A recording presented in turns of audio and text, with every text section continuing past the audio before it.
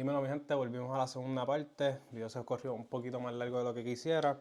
So que nada, lo dividimos en dos, fisiología y patología. Nada, ahora vamos a hablar un poquito de Cushing's disease / disorder or syndrome. Empecemos con el exógeno iatrogénico. ¿Verdad? Esto es lo que se refiere es que es cuando utilizamos glucocorticoides prolongadamente. Como por ejemplo para tratar condiciones autoinmunes, esos pacientes utilizan glucocorticoides prolongadamente para manejar ese proceso inflamatorio. Pues, ¿qué pasa? Cuando tenemos altos niveles de cortisol, por estos medicamentos, disminuimos la producción de ACTH y CRH, que esto causa una atrofia, ¿verdad? Porque hay una disminución de estimulación de las adrenales, o que se atrofian bilateralmente estas adrenales y no se produce cortisol. Dependemos totalmente de esos de glucocorticoides exógenos.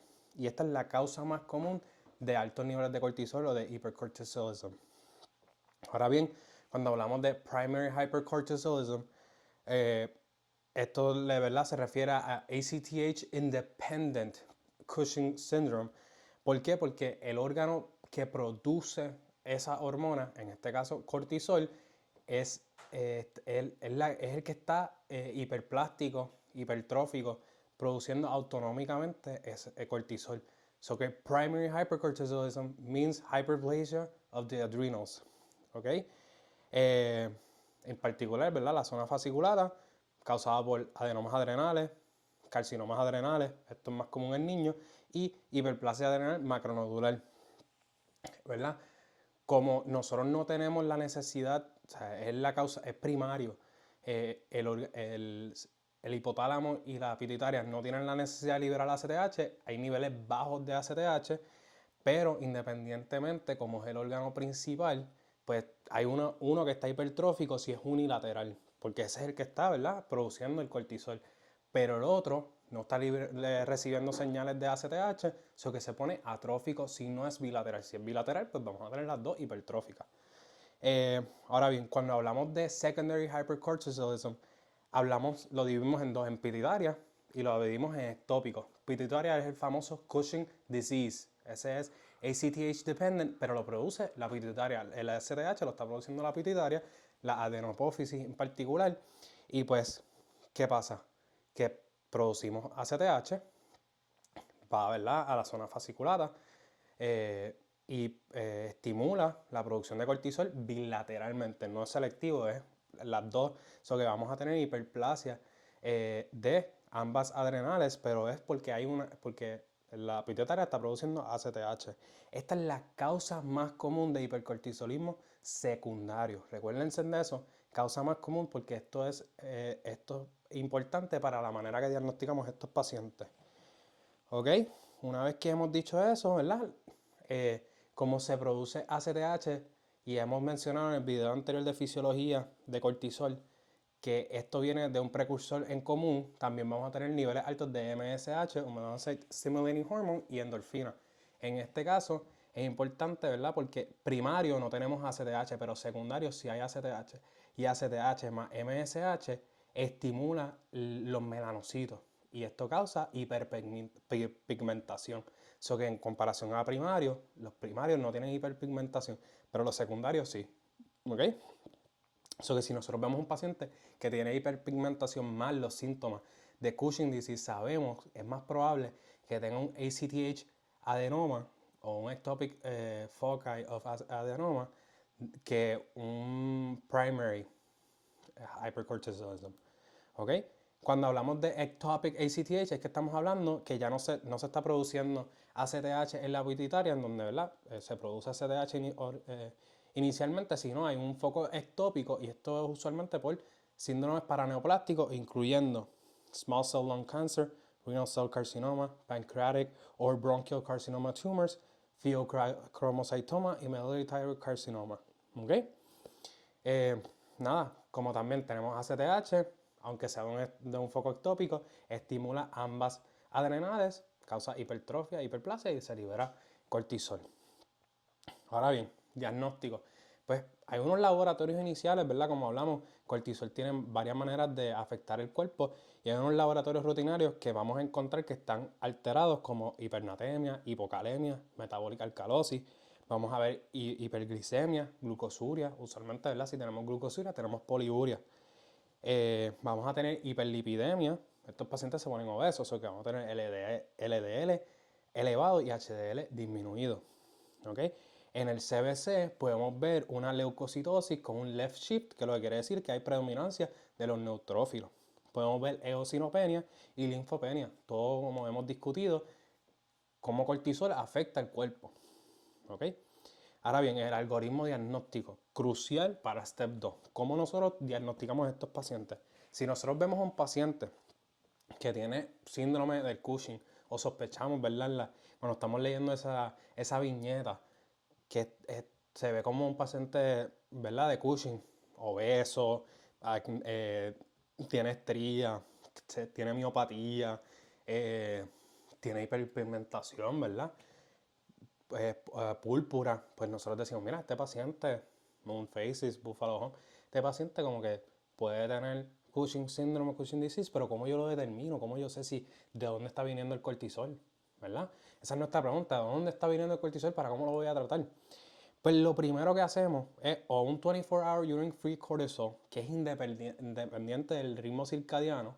Vamos a ver que si de momento nosotros vemos altos niveles de cortisol en la orina, pues mira, ya sabemos que tenemos un Cushing syndrome o disease, pero no sabemos cuál es. O también podemos darle dexametasone por la noche. ¿Qué es dexametasone? Dexametasone es un glucocorticoide sintético potente. ¿Qué se supone que pase? Que cuando yo le dé 1 miligramo por la noche de dexametasone a un paciente, los niveles de cortisol disminuyen. Pero ¿qué pasa? Un paciente que tiene Cushing no van a disminuir. Si disminuyen, en el caso de que nosotros tengamos un normal 24-hour urine free cortisol o tengamos un suppression de cortisol por la noche cuando le damos dexametasona, eso es normal. ¿Ok? Eso es normal, quiere decir que eso no es Cushing. ¿Ok? Pero ahora bien, si nosotros tenemos 24-hour urine, increased 24-hour urine free cortisol, le hacemos un late night salivary test de cortisol y vemos que están elevados, que se supone que están disminuidos, le hacemos un late night serum cortisol, que se supone que están disminuidos, están elevados, o nosotros le dimos ese dexametasona y por la mañana vemos que no se inhibió, que están elevados esos niveles de cortisol, pues ya nosotros decimos como, mira, este paciente puede tener Cushing. ¿Cuál es el disease, el síndrome? No sabemos. Pues nada, ahora el próximo paso es ver, ¿es ACTH dependiente o ACTH independiente? ACTH independiente, primario. ACTH dependiente, pituitaria o ectópico. ¿Ok? Si vemos que ACTH está disminuido o suprimido, vamos a pensar que es primario. ¿Ok? ACTH independiente, primario, que le vamos a hacer un CT scan de las adrenales. Ya, sencillo, tú sabes dónde está viniendo. Está suprimiendo la pituitaria. Tú sabes que está viniendo de abajo, el axis está viniendo de abajo. Pues vas a hacerle un CT scan de las adrenales. Ahora bien, si de momento vemos que están normales, que no se suprimieron, después de darle esa dexametasona de 1 miligramo por la noche, o están sumamente elevados esos ACTH, tú sabes que ACTH es dependiente. Pero aquí viene lo que yo dije ahorita, ¿ok? ¿Qué es la causa más común de secondary hypercortisolism? Era causa pituitaria, ¿ok? ¿Qué quiere decir? Lo primero que vamos a hacer cuando veamos que es ACTH dependiente, MRI de la cabeza. Es la causa más común. Hay que hacerse un MRI de la cabeza. Eso es lo primero que vamos a hacer. Y vamos a ver si hay un tumor, ¿ok? Si hay un tumor, ya encontraste la causa. Ya tú sabes que hay que hacer una resección de ese tumor. Si no hay un tumor, ahí, ¿verdad? Pues hay que hacer otros estudios, ¿verdad? Volviendo un poquito para atrás. Si tenemos el tumor, también vamos a ver que hay hipointensidad de gadolinium después de inyectarlo. Gadolinium es una sustancia que se ve, ¿verdad? Que se riega a través de los vasos sanguíneos. Se supone que estos adenomas, que la pituitaria normalmente está sumamente vascularizada. Pero como en este caso, eso es un tejido no funcional o un tejido funcional pero patológico, no va a tener esa distribución apropiada, o que hay una hipointensidad de gadolinium. Eso se llama en las preguntas. Si a ti te dicen, hipointensidad de gadolinium, al hacerle la MRI de la cabeza, en la área de la adenopófisis, paps, hay Hay una masa ahí, ¿ok? Ahora bien, si no vemos una masa, como quiera, estamos pensando, independientemente, la causa más común es un adenoma de la pituitaria. Pues ahí hacemos otro estudio que se llama Corticotropin Releasing Hormone Stimulation Test. Y se hace cogiendo una muestra del petrosal sinus, inferior petrosal sinus. Lo que estamos viendo es a ver si cuando le liberamos CRH, se produce ACTH o no se produce ACTH, más, se produce más. ¿Por qué? Esto es importante, ¿verdad? Porque si el CRH estimula esa producción de ACTH, quiere decir que el adenoma es el que lo está causando, pero si es independiente de CRH, como los ectópicos que producen ACTH independientemente del hipotálamo, pues no va a haber ningún cambio, ¿ok? So que cuando hacemos ese CRH Stimulation Test y vemos que hay un gradiente de ACTH aumentado a nivel central en comparación a la periferia, ¿qué quiere decir? Que hay más ACTH a nivel central, a nivel de esa pituitaria, que en la periferia, quiere decir que se produció ACTH, quiere decir que es un adenoma en la pituitaria, que es Cushing disease. Pero si no hay un gradiente, si ese CRH no estimula la liberación de ACTH, hay que hacerle un whole body CT scan o MRI. ¿Por qué? Porque nosotros no sabemos de dónde viene el foco, pero sabemos que es ectópico. ¿Ok? Otra manera de diagnosticarlo, recuérdense, la manera más importante de ACTH dependiente es MRI de la pituitaria, porque esa es la causa más común.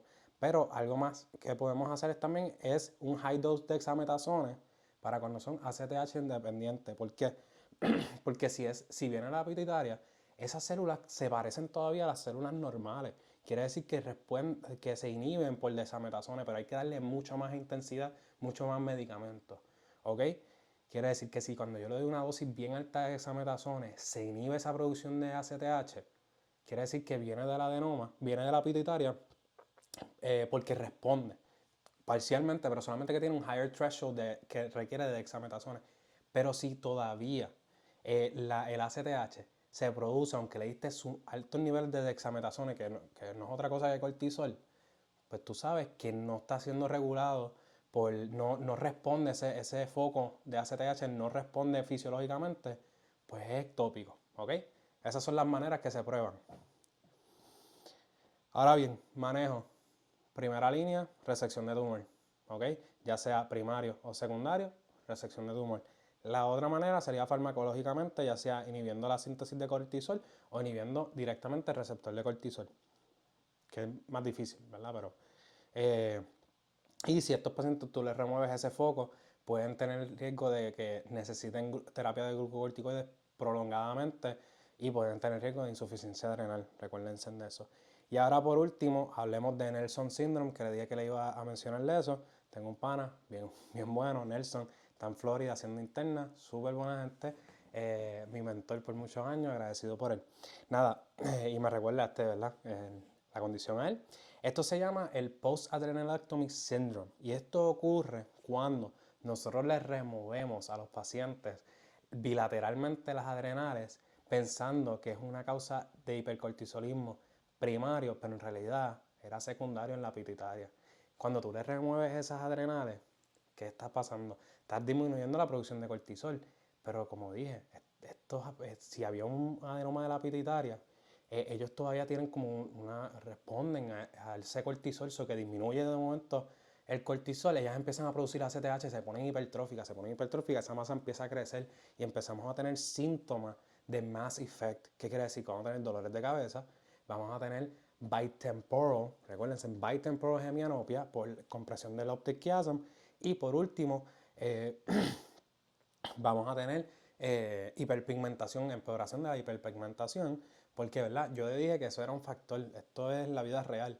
El Nelson Syndrome será algo para la vida real, pero la hiperpigmentación, sabemos que eso es cuando hay ACTH, eso que se supone que si nosotros estamos pensando que primario, no se supone que el paciente tuviera hiperpigmentación, pero por la que se le pasó, que tenía